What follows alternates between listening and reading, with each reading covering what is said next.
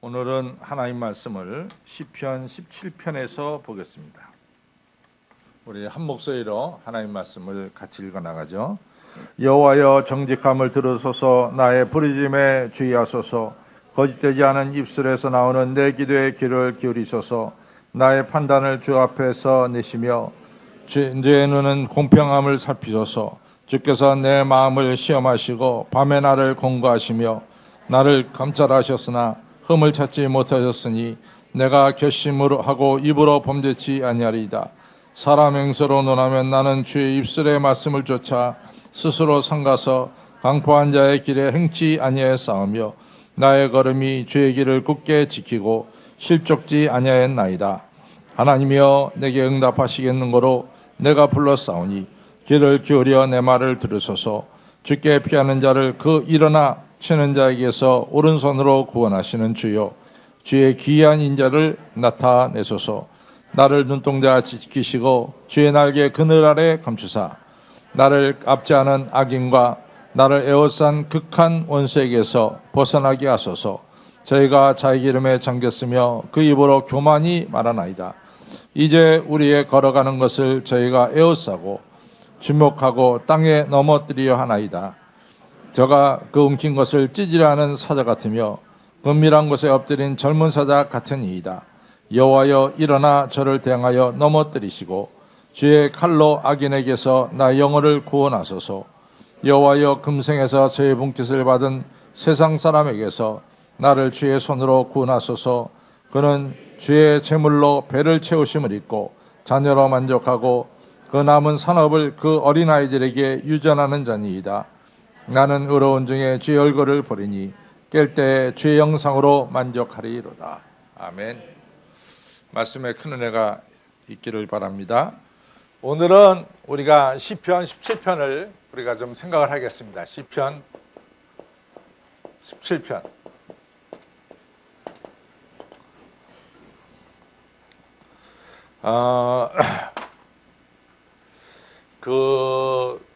우리가 이제 그 솔로몬의 일생을 보면은 솔로몬이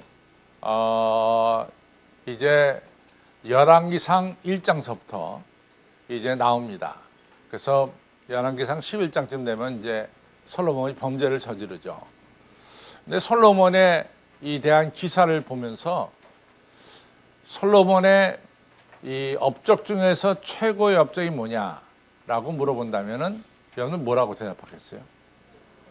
성전 건축입니다. 그래서 이 성전 건축인데 그 중에서도 이제 뭐 우리가 쭉 보면은 열왕기상 1장에 보면은 이제 아도니아가 왕으로 들어서니까 밧세바가 다윗에게 찾아가서 이거 왕께서 살아계실 때 이제 내 아들 솔로몬에게 왕을 주기로 하지 않았습니까? 뭐 이 얘기가 나와요. 이러면서 2장에서 이제 솔로몬이 왕이 되고 또 3장에서 솔로몬이 기도하고 그 다음에 이제 4장서부터 5장서부터 솔로몬이 성전 준비를 하고 또 이제 6장 7장에서 성전을 짓습니다. 그리고 8장에서 성전 봉헌 예배를 드려요. 근데 이 8장이 솔로몬 생애에 있어서 아주 최고의 하이라이트, 최고의 생애가 솔로몬 열왕기상 8장이 되겠습니다. 이 열왕기상 9장에서 이제 솔로몬이 하나님께 성전을 봉헌하면서 기도를 드립니다. 그때 하나님께서 뭐라고 응답하시냐면은 내가 이 성전 봉헌을 받겠다. 성전 봉헌을 받겠다. 그 성전 봉헌하는 것을 하나님 받으십니다. 역대기에는 좀 더 아주 이같이 확실하게 나타나요. 그건 뭐냐면 역대기에는 솔로몬이 성전을 바칠 때 봉헌할 때 짐승 제사를 드리거든요. 근데 불이 내려와서 그 짐승 제사를 받습니다. 그래서 가시적으로 하나님께서 이 성전을 받으시는 것을 역대기에서는 좀 더 자세하게 말씀하고 있어요. 그때 이제 하나님께서 뭐라고 말씀하냐면은 네가 만일 솔로몬아, 네가 만일 네 아비 다윗처럼 율례와 법도를 지키고 내 말씀에 순종하면은 내가 이 성전에 내 이름을 둘 것이고, 그리고 내가 너희와 함께 할 것이고, 내가 너희들의 간구하는 기도를 들어주겠다. 이렇게 분명하게 약속합니다. 네가 만일 네 아비 다윗처럼 율례와 법도를 지키고 또 오직 한 분이서 하나님만 섬길 것 같으면은 내가 이 성전에 내 이름을 둘 것이고, 그리고 너희들의 간구하는 기도를 내가 들어주겠다. 이런 귀한 말씀입니다. 그런데 이게 사실은 굉장히 중요한 말씀인데, 어떤 말씀이냐면은 제가 여러분들한테 그 많은 신명기라고 하는 이 신명기 신학이라고 하는 것을 갖다가 많이 이야기했습니다. 신명기 신학. 신명기 신학의 특별한 조건은 뭐냐면 2% 시작하고 그 다음에 if then이라고 하는 조건적입니다. 내가 만일 다윗처럼 하나님 말씀을 지키고 율례와 법도를 순종하면, 면이 바로 then입니다. 그러면 내 이름을 성전에 둘 것이고, 그 다음에 너의 기도를 내가 응답하겠다. 이렇게 약속하죠. 그런데 또 똑같이 그 다음에 나오는 말씀 if. 내가 만일 율법을 지키지 않고 우상을 섬길 것 같으면은 then 그때는 내가 이 성전을 날려버리겠다.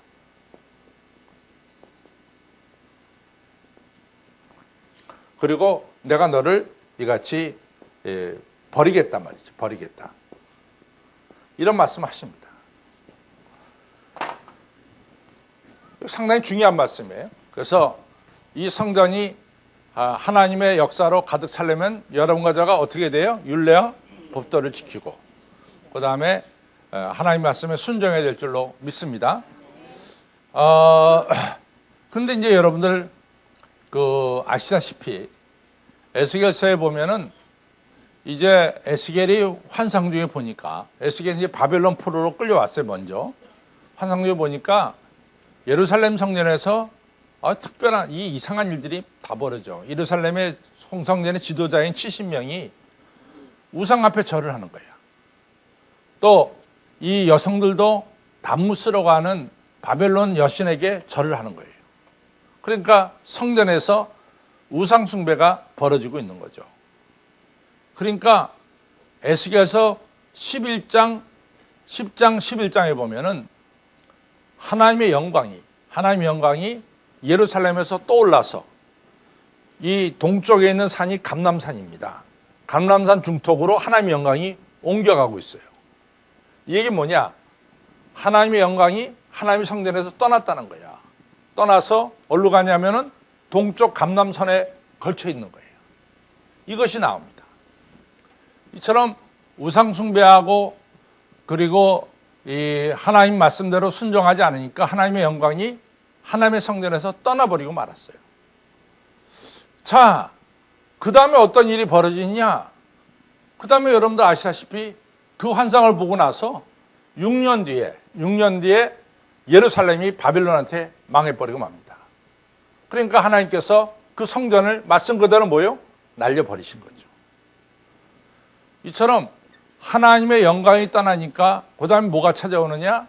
패망이라는 게 찾아옵니다. 하나님의 심판이라는 게 찾아옵니다. 참 무서워요. 하나님의 영광이 떠나면 그 다음에 오는 것은 패망과 심판밖에 없어요. 여러분들, 제가 이제 여러분들에게 말씀 많이 드렸지만은 사무엘상 16장은 운명을 좀 가르는 장이에요. 어떻게 운명을 가르냐면은 사무엘상 16장 하면 다윗이 사무엘에게 기름 부음 받은 장이 사무엘상 16장입니다. 그래서 이 다윗에게 하나님의 영이 임하죠. 동시에 사무엘상 16장은 하나님의 영이 사울 왕에게서 떠난 장이 바로 사무엘상 16장입니다. 그러니까 16장은 운명이 이게 교차가 되는 거지. 어린 다윗에게는 하나님의 영이 임하고 그 당시 이스라엘 왕으로 있었던 사울에게서는 하나님의 영이 떠나요. 그런데 여러분 아시다시피 하나님의 영이 임한 다윗은 사무엘상 17장 그 다음 장에 가서 골리앗을 물리칩니다. 골리앗을. 그렇죠? 근데 하나님의 영이 떠난 사울에게는 어떤 일이 벌어집니까? 악령이 그를 괴롭게 하는 역사가 즉시로 나타납니다. 그러니까 오늘날 우리에게 하나님의 영광이 있느냐, 하나님의 영광이 떠나느냐, 그것은 아주 불보듯이 뻔해요. 하나님의 영광이 떠나면 심판과 패망밖에 없어요. 그러나 하나님의 영광이 우리에게 임하면은 하나님께서 우리를 치유해 주시고 축복해 주시고 은혜를 베풀어 주신다는 말이죠. 그러니까 하나님의 영광이 임하느냐 임하지 않느냐가 너무 중요하죠. 그러다가 여러분들 에스겔서 아까 제가 10장 11장에서 하나님의 영광이 예루살렘 성을 떠났다 그랬어요. 그렇죠? 그런데 이제 떠난 하나님의 영광이 에스겔 43장에 에스겔서 43장에 하나님의 영광이 예루살렘에 임합니다. 그것이 에스겔 43장에 나와요. 하나님의 영광이 임하니까 그 다음엔 어떤 역사가 벌어지느냐, 그 다음엔 성전에서 샘 솟는 샘물이 지나가는 것마다 죽은 것을 다 살려. 죽은 물고기가 살아나. 그렇죠? 죽은 수목이 살아나. 이 하나님의 생명의 물, 하나님의 영광이 임한 성전에서 흘러나오는 물이 생명을 살리는 역사가 일어나더라고 말이야. 그러면 제가 지금까지 얘기한 것 중에서 가장 중요한 핵심이 뭡니까? 하나님의 영광이 오늘 우리에게 있느냐 없느냐, 이게 핵심이래도. 하나님 영광 떠나면 아무 소용 없어요. 뭐 아시다시피 사울이 이제 사무엘상 28장에 블레셋이 쳐들어왔잖아. 블레셋이 이 길보아 산에 진쳤단 말이지. 그러니까 그냥 사울이 막 하나님께 막 기도했어요. 하나님, 이거 어떻게 하면 좋겠습니까? 저 블레셋이 지금 길보아 산에 저렇게 잔뜩 쳐들어왔습니다. 어떻게 하면 좋겠습니까? 하면서 기도했어요. 그랬더니 성경이 뭐라고 말하냐면 하나님이 웅림으로도 둠림으로도 대답지 아니하시고 꿈으로도 대답지 아니하시고 어떤 것으로도 대답지 아니하시더라.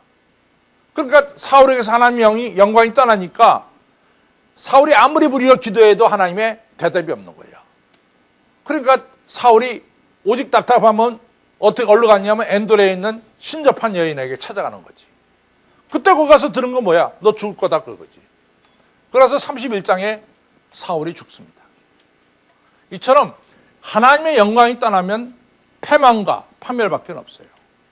하나님의 영광이 임하면은 회복과 축복입니다. 저 따라 하나님의 영광이 떠나면 파멸과 패망이고 하나님의 영광이 임하면 회복과 축복이다. 하나님의 영광이 임해야 되는 거예요. 하나님의 영광이. 그런데 오늘 시편 17편에 이 시인의 핵심 뭐냐? 이 시인의 핵심은 내가 하나님의 영광을 보게 됩니다. 이것이 핵심이야. 난 그걸로 다 됐습니다. 오늘 15절을 보겠습니다. 그것이 이 시편 17편의 결론입니다. 시편 17편. 15절 시작. 나는 의로운 중에 주의 얼굴을 보리니 깰 때 주의 형상으로 만족하리로다. 아멘. 그러니까 이 시인은 나는 이제 하나님의 영광을 얼굴만 뵈면은 다 끝난다. 다 끝난다. 그렇게 되는 거죠. 그렇죠? 그래서 제가 이제 욥기를 제가 말씀을 드리면서 욥기의 주제가 뭐냐? 욥기의 주제는 과거에는 욥기의 주제를 뭐라고 정했냐면은 사람들이 인과응보에 대한 이야기만 했어요. 저 사람에게 죄가 있기 때문에 이같이 어려움을 겪는다. 그것이 그 당시에 보통 사람들의 생각이에요. 항상 인과응보로 생각했다고. 근데 욥기라고 하는 이 책을 통해서 욥은 잘못한 게 없어요. 근데 욥은 아들, 딸 죽었어. 재산 다 뺏겼어. 그 다음에 자기 몸에 욕창이 났단 말이지. 그러니까 욥기를 통해서 우리에게 보여주는 것은 하나님의 역사는 꼭 인과응보는 아니다라는 것을 이제 보여줍니다. 되게 이제 그렇게 설명했는데, 사실은 이 욥기의 42장까지 나오는 욥기 전체의 주제가 뭐냐? 그것을 제가 뭐라고 했냐면 경건이라고 얘기했어요. 경건. 그럼 경건이란 건 뭐냐? 경건은 제가 늘 말씀드렸지만 하나님께 받은 바 은혜에 대한 우리 감사의 표현이 경건이에요. 또 경건이라고 하는 것은 우리가 언제 어느 때든지 하나님을 떠나지 않고 하나님을 의지하고 하나님을 바라보는 거예요. 그래서 경건한 자는 하나님의 영광을 보게 되는 거죠. 그렇죠? 경건이란 뭐냐? 받은 바 은혜에 대한 감사고, 경건이란 뭐냐? 언제 어느 때고 어떤 장소건 간에 하나님을 떠나지 않고 하나님을 바라보는 것이 경건이다. 그리고 경건한 자에게 하나님께서는 하나님의 영광을 보여주신다. 그것이 욥기야. 욥은 그가 재산이 있건 없건 간에 관계없어. 재산이 있다가 빼앗겨도 관계없어. 주신 이도 하나님이시오, 걷어가신 이도 하나님이시라. 내가 빈손으로 왔으니 빈손으로 갈지다. 이러면서 재산에 관계없이 그는 하나님의 자녀된 것을 감사하고 있어요. 욥은 어떠한 환난과 핍박이 오더라도 남들 자기 아내는 욥에게 하나님 저주하고 떠나가라 그렇게 얘기하지만은 욥은 그러지 않아요. 자네는 어리석은 여인과 똑같은 이야기를 하였다. 우리가 하나님께 복도 받았은즉 하나님께 재앙도 받지 않겠느냐 이러면서 입술로 죄를 범하지 않았어요. 옆에는 친구들이 3명이 찾아와서 야 욥아, 네가 고난당하는 것은 다 네가 잘못한 게 있어서 그런 거야. 그러니까 네가 잘못한 것을 고백해라. 그때 욥이 너무 괴로웠습니다. 자기가 특별하게 뭐 그렇게 하나님께 범죄한 것이 없습니다. 그러니까 이런 옆에 사람들의 이런 이 시험 속에서도 욥은 하나님만을 바라봤어요. 나를 판단하실 분은 하나님이십니다. 나를 판단하실 분은 하나님 한 밖에 없습니다. 하나님의 얼굴을 나에게 보여주십시오. 이러면서 하나님께 기도했죠.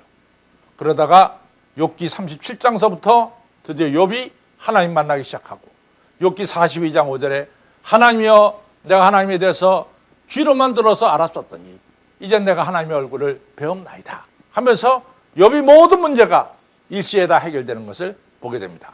욥의 문제가 해결된 건 딱 하나밖에 없어. 욥이 누구를 봄으로 말미암아? 하나님의 영광을 봄으로 말미암아. 모든 문제가 해결되는 거예요. 여러분과 제가 성전에 와서 누굴 보면 돼? 하나님의 영광을 보면 되는 거예요. 그게 결론이야. 그렇죠? 여러분과 제가 성전에 왜 옵니까? 하나님의 영광 보러 오는 거예요. 아들, 딸 만나러 오는 거 아닙니다. 누구 보러 와? 하나님의 영광. 아무에게 빚을 받아가야 되겠다. 그것도 아니야. 여러분 오늘 하나님 성전에 오는 것은 뭐예요? 하나님의 영광을 보러 오는 겁니다.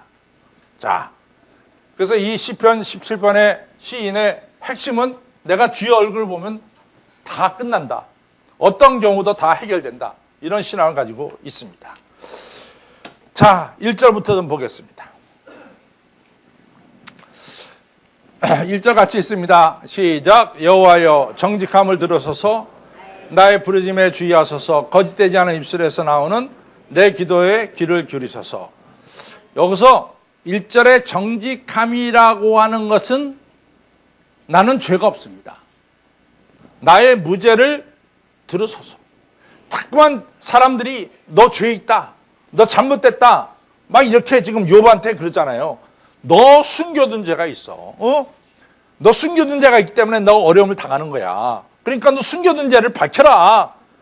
자꾸만 그러는데 하나님 제가 정말로 숨겨둔 죄가 없습니다. 나의 무죄함을, 나의 정직함을 하나님 좀 살펴주세요.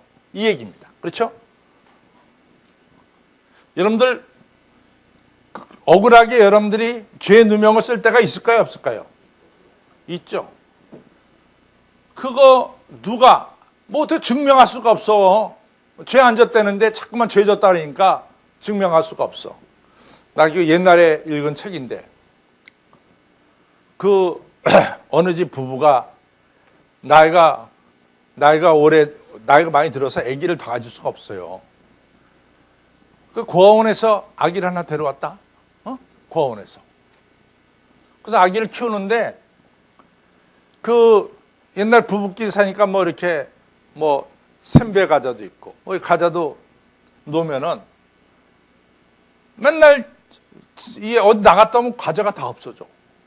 그러니까 아들 불러다가 얘야 너 과자 다 먹었냐? 아니 아버지 잘 먹었어요. 야 너 여기 있던 과자 어디 갔냐?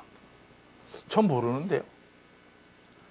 그러니까 이 아버지 엄마가 얘가 거짓말하는 애로 착각을 했다고. 이거 내가 고아원에서 데려다 키우는데 이거 완전히 거짓말쟁이구나. 이렇게 한 거야. 그럼 맨날 또 잠깐 없어지니까 하니까 할 수 없이 이 아이를 갖다가 나는 이렇게 거짓말하는 아이를 더 이상 키울 수 없다. 이래가지고 고아원으로 돌려보냈다. 고아원으로 갔어. 그래서 이제 한 해가 지나서 도배를 다시 해야 돼. 그러니까 옷장을 갖다 끌어내야 되잖아. 옷장 그러니까 쥐라는 것이 그 다 갖다 놨어. 쥐가 옮겼어요, 쥐가. 그러니까 이 아이가 태어나서 부모에게 버림받은 것도 슬픈데 양부모한테 두 번째 버림받았어. 얼마나 상처가 컸겠어. 그러니까 이 부모가 찾아가서 아이한테 잘하면서 잘못했다. 빌면서 다시 데려왔대잖아. 여러분들 억울하게 누명 쓰는 것처럼 이같이 억울한 게 없습니다. 그렇죠? 억울한 거 없습니다. 그래서 오늘 이 시편 17편의 시인은 사실은 죄가 없어요. 근데 자꾸만 사람들이 너 죄인이라고 그러거든. 근데 이걸 어떻게 증명할 길이 없어. 그러니까 하나님 앞에 간 거야. 하나님, 나의 무지함을 하나님이 좀 살펴주세요. 하나님밖에 없습니다. 이 얘기죠. 그렇죠? 여러분들의 무지함을 누가 여러분들 확실하게 해주시겠어요? 하나님밖에 없죠. 그래서 오늘 그 말씀입니다. 1절과 2절이 그 말씀입니다. 시작. 여호와여 정직함을 들으소서 나의 부르짖음에 주의하소서 거짓되지 않은 입술에서 나오는 내 기도에 귀를 기울이소서 나의 판단을 주 앞에서 내시며 주의 눈은 공평함을 살피소서. 하나님만이 우리를 공평하게 판단하실 분이죠. 그래서 이제 하나님이 판단합니다. 참 여기 재밌게 표현해요. 3절, 4절, 5절에 보면은 하나님이 어떻게 언제 우리를 하냐면은 시작. 주께서 내 마음을 시험하시고 밤에 나를 공고하시며 나를 감찰하시나 흠을 찾지 못하였으니 내가 결심하고 입으로 범죄치 아니하리로다. 아멘. 하나님이 언제 이 시인이 죄가 있다 없다를 언제 시험하시죠? 밤에. 이게 참 멋있는 표현이야. 밤에 하신대, 밤에. 밤에. 언제? 우리가 잠잘 때 하는 거야. 이게 참 아주 멋있는 표현이에요. 우리가 눈 뜨고 있을 때는 우리의 죄를 우리가 지울 수 있을까, 지울 수 없을까? 지울 수 있잖아, 우리가 눈 뜨고 있을 때는. 그러나 밤에 잠잘 때는 내가 뭐 할 수 있을까, 못할까? 아무것도 못한다고. 그때 바로 하나님이 우리를 살피신다는 거야, 이 말씀이. 감이 와요? 우리가 잠잘 때는 아무것도 못하잖아. 잠잘 때 뭐 일하는 사람 봤어? 잠잘 땐 그냥 자는 거야. 아무것도 자기가 못한다고. 우리가 어떤 것도 아무것도 못할 때, 밤에 잠잘 때 하나님께서는 우리 전체를 다 살펴보신다 이거지. 그러니까 이 시인을 살펴보시니까 아무 죄도 없다 이거지.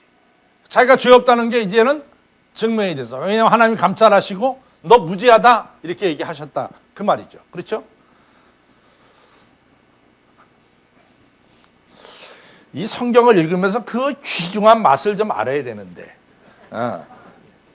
좀 느끼세요. 예, 네. 자, 3절 다시 한번 봅니다. 시작. 주께서 내 마음을 시험하시고 밤에 나를 공고하시며 나를 감찰하셨으니 흠을 찾지 못하였으니 내가 결심하고 입으로 범죄치 아니하리로다. 자, 4절 시작. 사람의 행사로 말한다면은 나는 주의 입술의 말씀을 쫓아 스스로 삼가서 강포한 자의 길에 행치 아니하였으며 나의 걸음이 주의 길에 굳게 지키고 실족하지 아니하였나이다. 이렇게 보면 요 말씀은 뭐하고 연결되지? 시편 1편이지. 복 있는 사람은 어떻게 해요? 악인의 꾀를 쫓지 않고 죄인의 길에 서지 않고 오만한 자의 자리에 앉지 아니하고 오직 여호와의 율법을 주야로 묵상하는 자로다.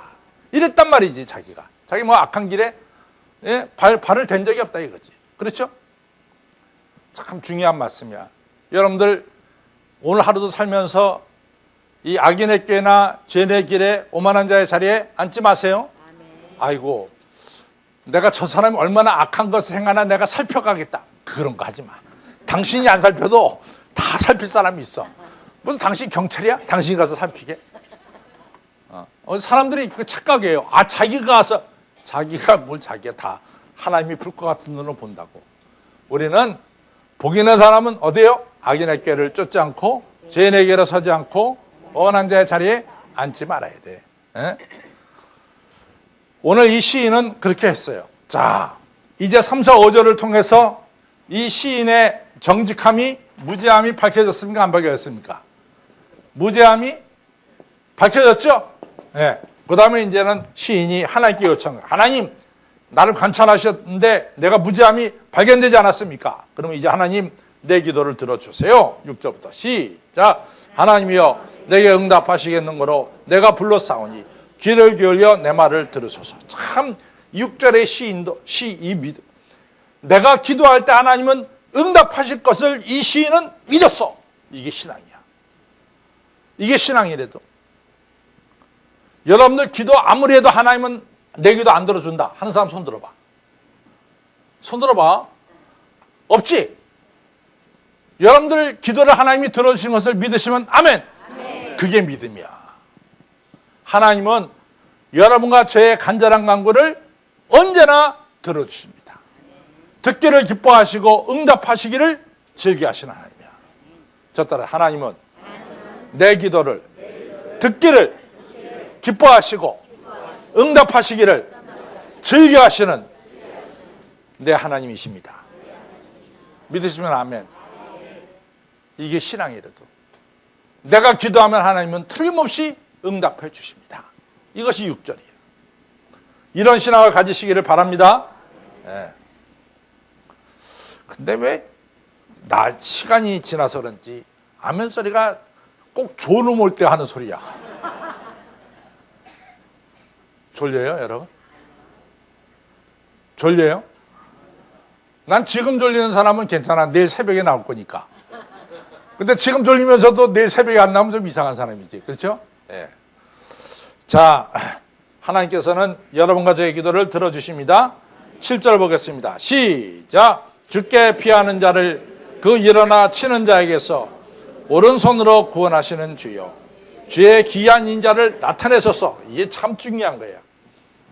여기서 7절에 주의 기이한 인자를 나타내소서 하는 요 똑같은 말이 어디에 나오냐면 출애굽기 15장에 나와. 15장. 15장에 미리암의 노래에 나와요.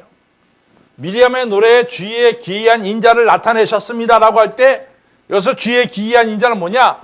우리 하나님께서 홍해를 육지같이 갈르신 걸 가리켜서 주의 기이한 인자라고 말하고 있어요. 하나님의 엄청난 역사지. 그렇지? 하나님이여 엄청난 역사를 나타내 주십시오. 이런 기도입니다. 하나님의 엄청난 역사를 나타내 주십시오. 8절 같이 있습니다. 시작. 나를 눈동자같이 기시고 주의 날개 그늘 아래 감추사 나를 압제하는 악인과 나를 에워싼 극한 원수에게서 벗어나게 하소서. 여러분들 우리 신체 중에서 제일 중요한 부분이 어디라고 생각합니까?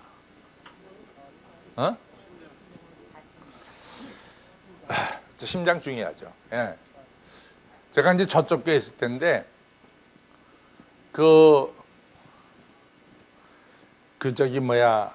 우리 이제 한국신학대학을 좀 다니다가 그만두고 이 사업을 하는 친구인데 이게 이 말썽을 많이 일으켜요. 그래가지고 어떨 때는 다리가 부러져가지고 병원에 가 있고 또 어떨 때는 또 뭐 차 사고 나가지고 뭐 갈비뼈가 한 서너 대 부러져갖고 가 있고. 이게 신학당 다니다가 그만두고 말이지 사업한다니까 그냥 속만 새겨요. 그러다 어느 날은 뭐 하다가 하여튼 뭐가 딱 떨어졌는데 눈으로 떨어졌어. 그래갖고 병원에 갔다. 그러니까 또 신방 갔지. 그때 그 성도가 나한테 하는 말이, 목사님, 내가 별별 걸 다 아파했는데 한 번은 다리 부러진 적도 있고 갈비에 부러진 적도 있고, 근데 그것 때 그런 거는 견딜만 한데요, 눈이 안 보이니까 이거 못 살겠습니다. 그래. 그러니까 안 보이는 것처럼 어려운 게 없는 것 같아요. 안 보이는 것처럼. 사람은 좀 봐야 돼. 안 보이는 것처럼 답답한 게 없는 것 같아요. 뭘 보세요, 여러분들? 감사하시길 바랍니다. 예. 그래서 눈동자 같이 아낀다. 눈이 참 귀한 거죠. 이게 이제 어떤 표현이냐면은, 나는 왜 애들이 너무 예쁜가 하면은, 애들의 눈을 보면요, 너무 맑어. 애들의 눈을 보면 너무 맑어. 야, 그렇게 맑을 수가 없어. 그런 거 아세요? 애기를 안아봤어야 알지. 애기 안아보면은 애기 눈이 너무 맑은 거야. 나는 이 주일날 우리 젊은 부부가 애기 낳아가지고 오면은 그 애기가 너무 예쁜 거야. 정말 천사야, 천사. 눈이 맑어. 얼마나 예쁩니까? 근데 애기 엄마는 그 애를 자기 가슴에 안고 젖을 먹이면서 애기 눈을 쳐다보잖아. 그러면서 하나님, 엄마와 아기와 교통하는 거지. 교통하는 거지. 그게 중요한 거야. 홍 장로님, 승아 눈이 맑아요. 그거 참 맑대. 그건 너무 이쁜 거야. 애들 눈이 맑으면 이쁜 거야. 그렇죠? 바로 이겁니다.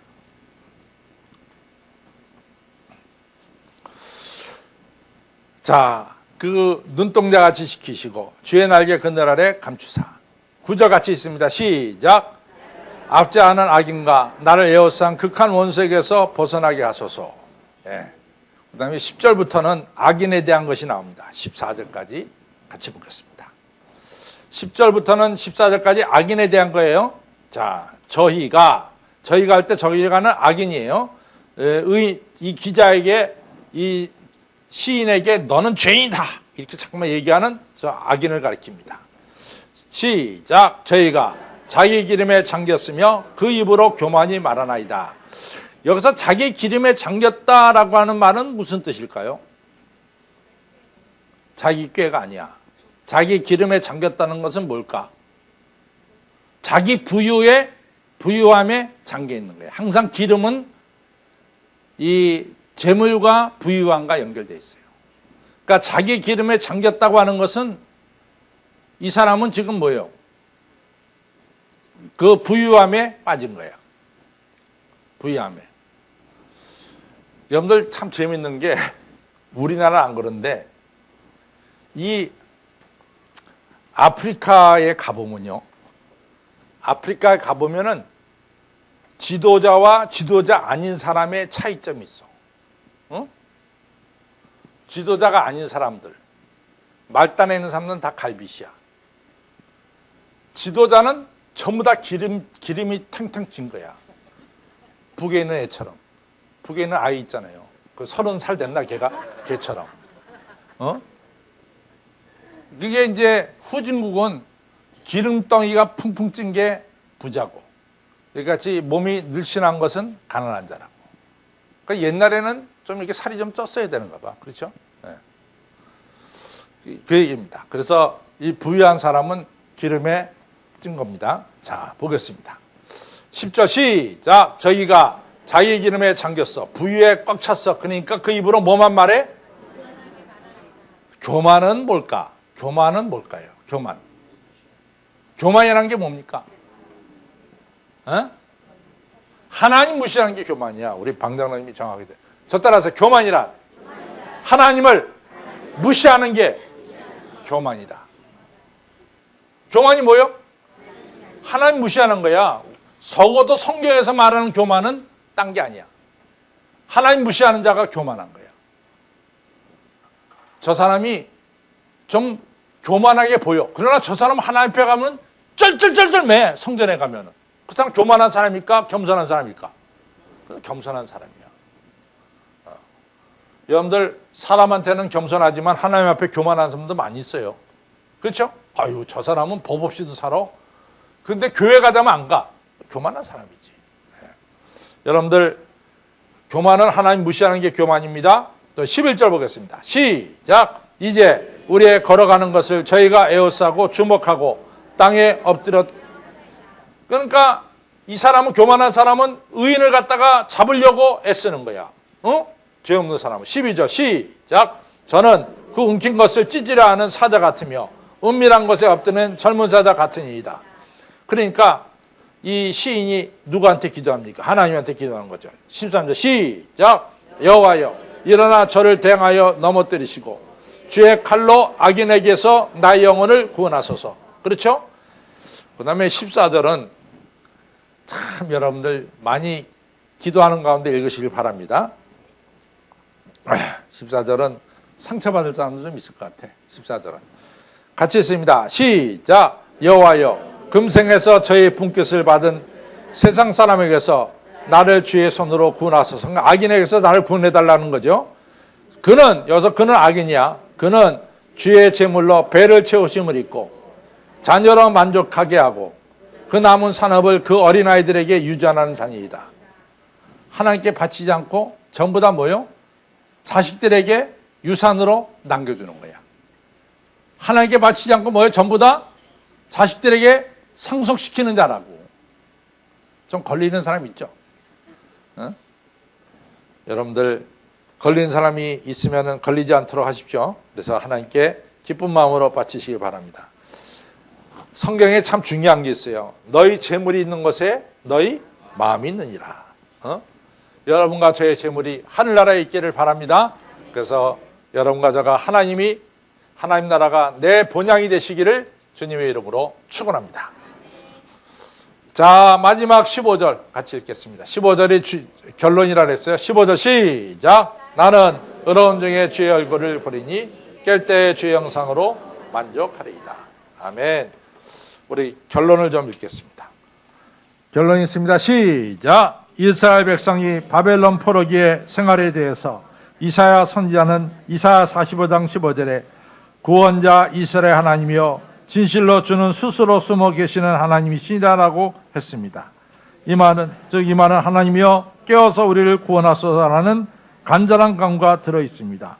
때로는 우리의 삶 속에 억울하게 악인에게 당할 때 하나님이여 침묵하지 마시고 역사에 개입하소서라는 기도를 드릴 때가 있습니다. 오늘 우리는 누가복음 18장에 나오는 억울한 과부가 불의한 재판장에 끊임없이 찾아갔듯이 사랑이 많으신 하나님 앞에 나아가 기도드릴 때 하나님께서는 우리를 어려움에서 건져주시고 승리와 기쁨을 주실 것입니다. 성도 여러분, 어떤 경우에도 오직 한 분이신 하나님 의지하고 하나님께 간구하시기를 바랍니다. 그때 졸지도 아니하시고 주무시도 아니하시는 하나님께서 여러분과 저를 건져주시고 지켜주시고 그리고 승리하는 삶을 축복으로 주실 것입니다. 아멘. 하나님의 영광을 보시기를 주님의 이름으로 축원합니다.